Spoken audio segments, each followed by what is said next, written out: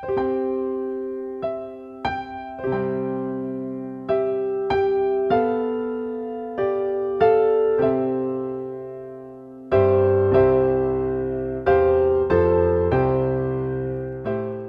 pagi pendengar setia Radio Cakrawala yang diberkati Tuhan kita Yesus Kristus. Salam jumpa pagi ini dalam kasih dan anugerah Allah bagi kita sekalian yang percaya dan berharap kepadanya. Sahabat Cakrawala, sesaat lagi kita akan bersama-sama mendengarkan renungan Oasis Fajar yang akan disampaikan oleh Mayor Kriston Harinei, Sekretaris Pertumbuhan Korops, Kantor Pusat Bala Keselamatan, Bandung. Selamat mendengarkan. Tuhan Yesus memberkati.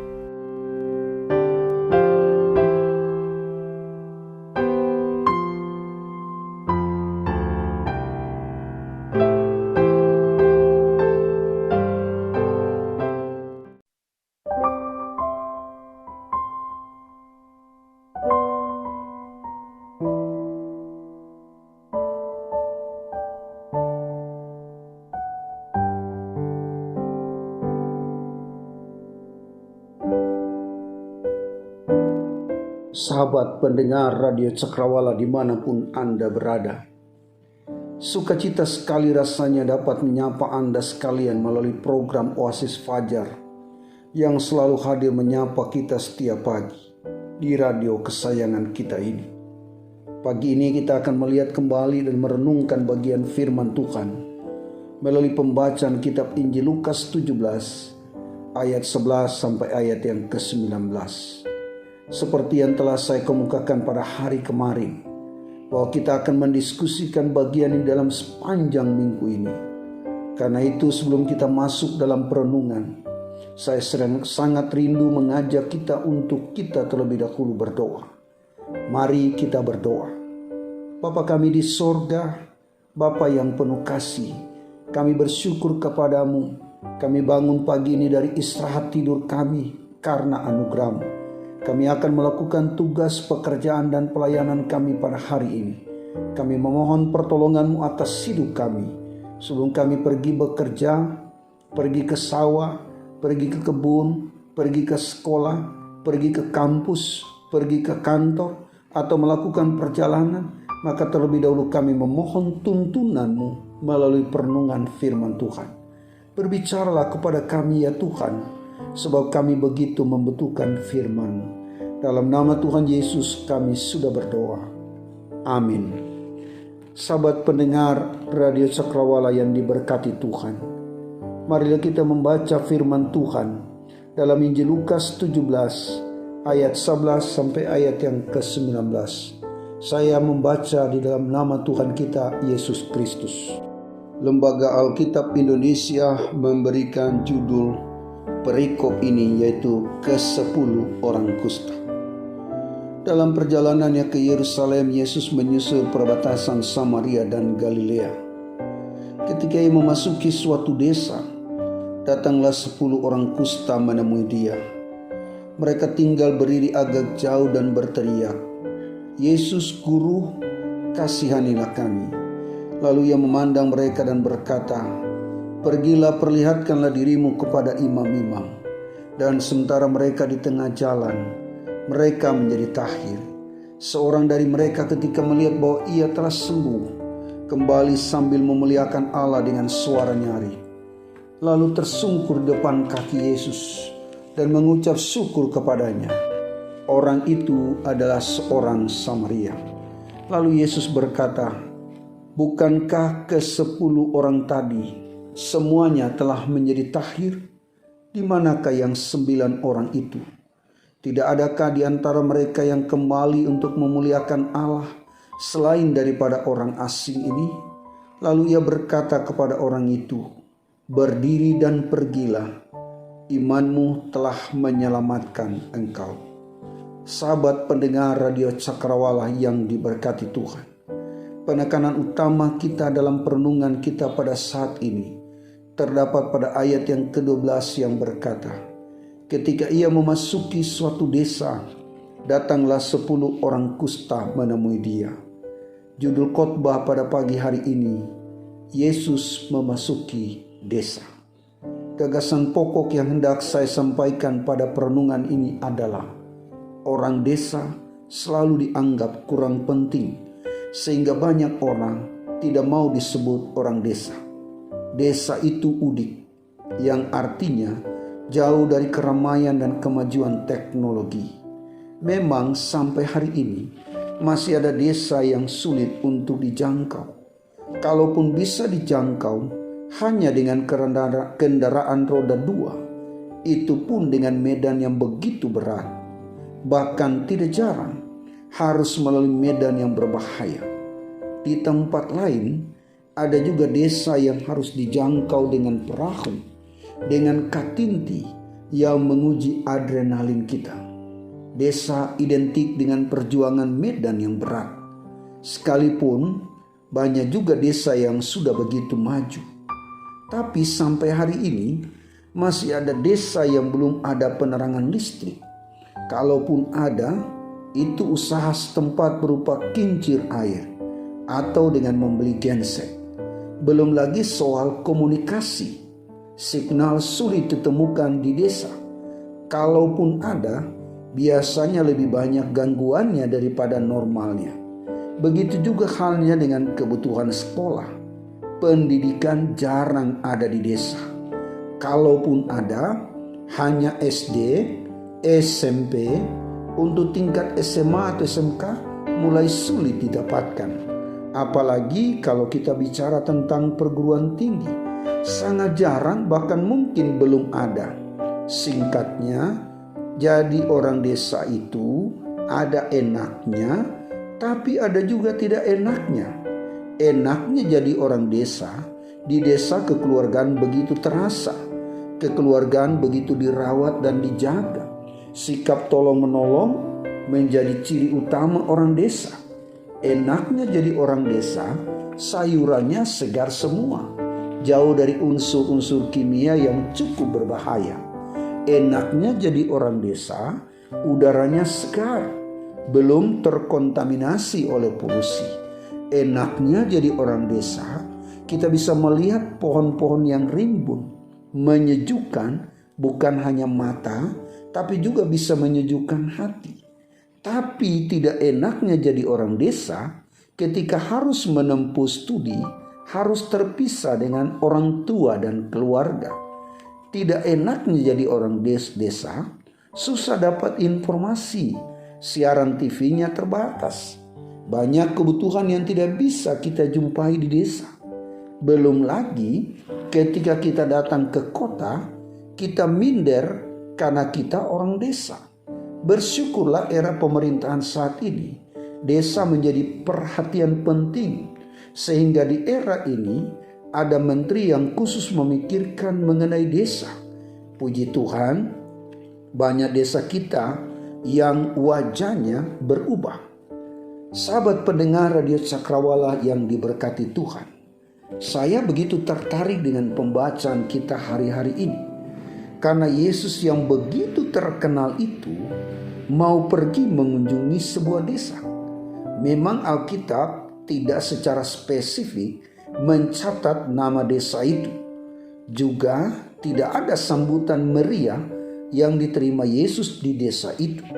Seperti halnya dilakukan oleh banyak desa ketika seorang pemimpin yang dihormati datang mengunjungi desa. Biasanya disambut dengan tarian khas dari desa itu. Semua itu tidak dicatat dalam kisah ini. Tetapi kehadiran Yesus ada di desa itu begitu penting. Melalui kisah ini, paling tidak Alkitab sedang memberitahu kita bahwa Yesus pernah pergi ke desa. Dia tidak menghina orang desa. Yesus peduli dengan pergumulan orang desa. Yesus mau menemui orang desa. Yesus sosok pemimpin yang suka belusukan dan belusukannya ke desa-desa. Dia paham bahwa bukan hanya orang kota yang punya masalah. Di desa pun ada banyak masalah.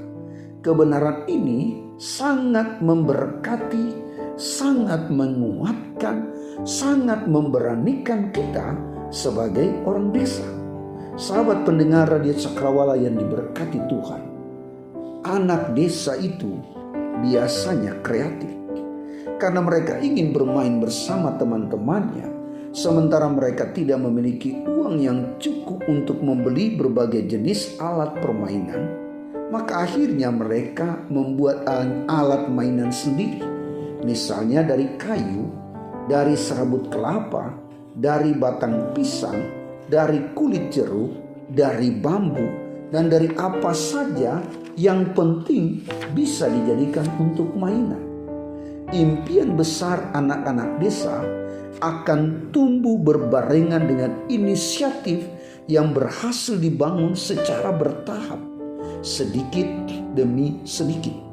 Kelak saatnya ketika mereka sudah mampu dan memiliki kesempatan, maka mereka akan terus mengingat bahwa masa kecilnya penuh perjuangan, masa kecilnya penuh kekurangan, dan bahkan masa kecilnya penuh dengan tangisan.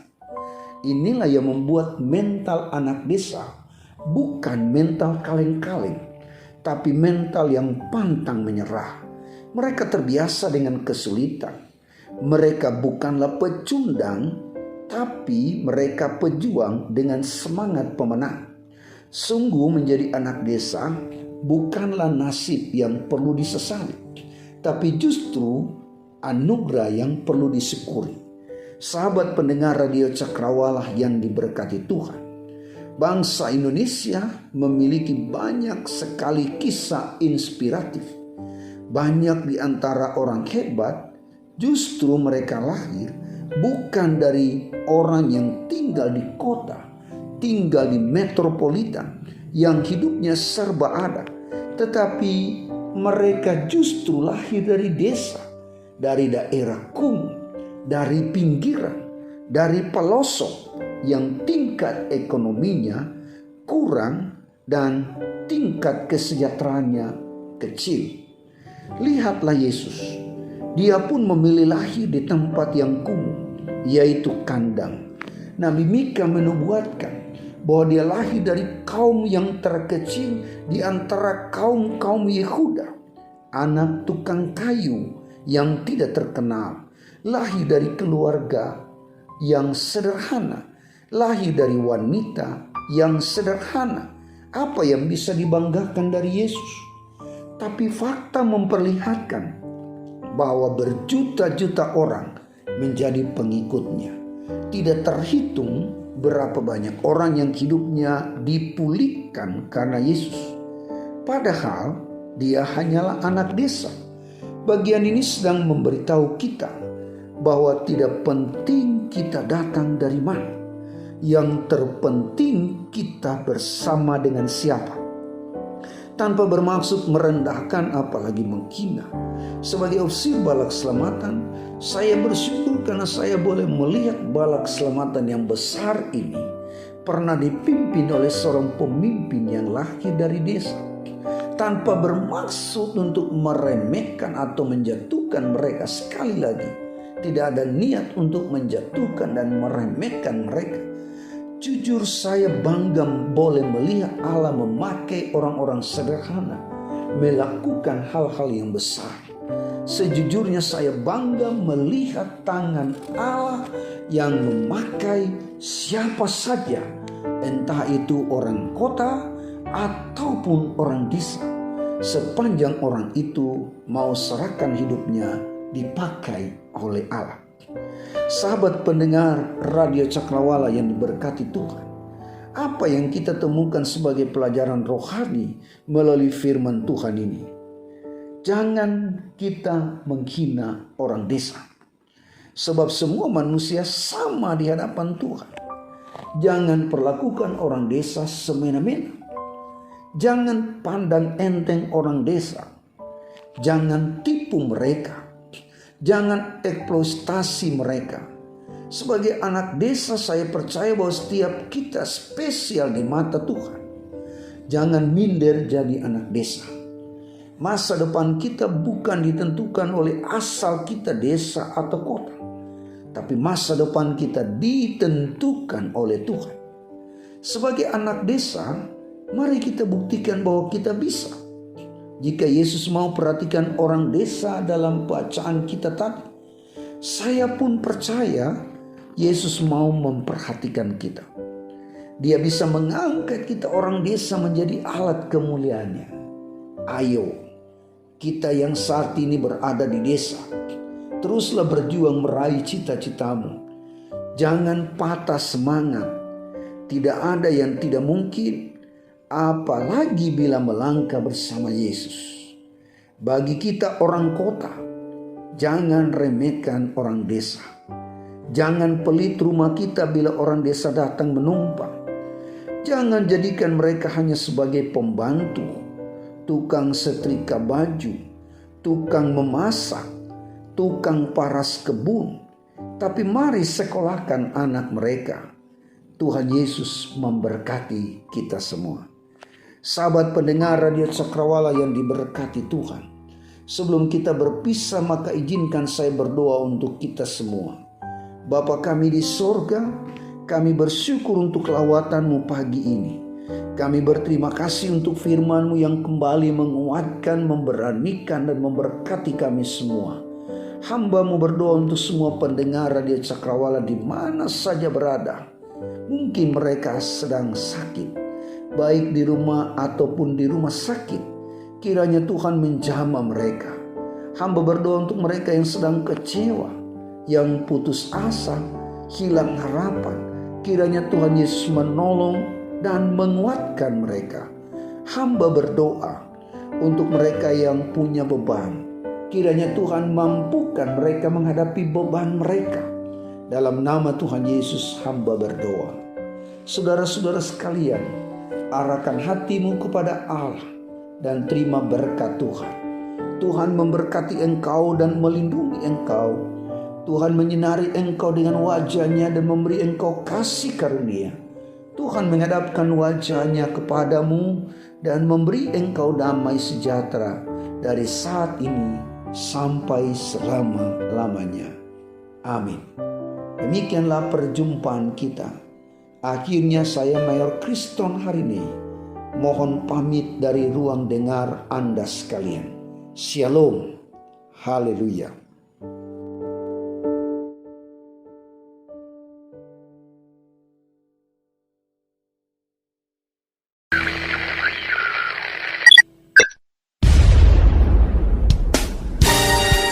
Pastikan Anda tetap bersama dengan kami di gelombang 89,2 FM, The New Cakrawala Radio. God bless us.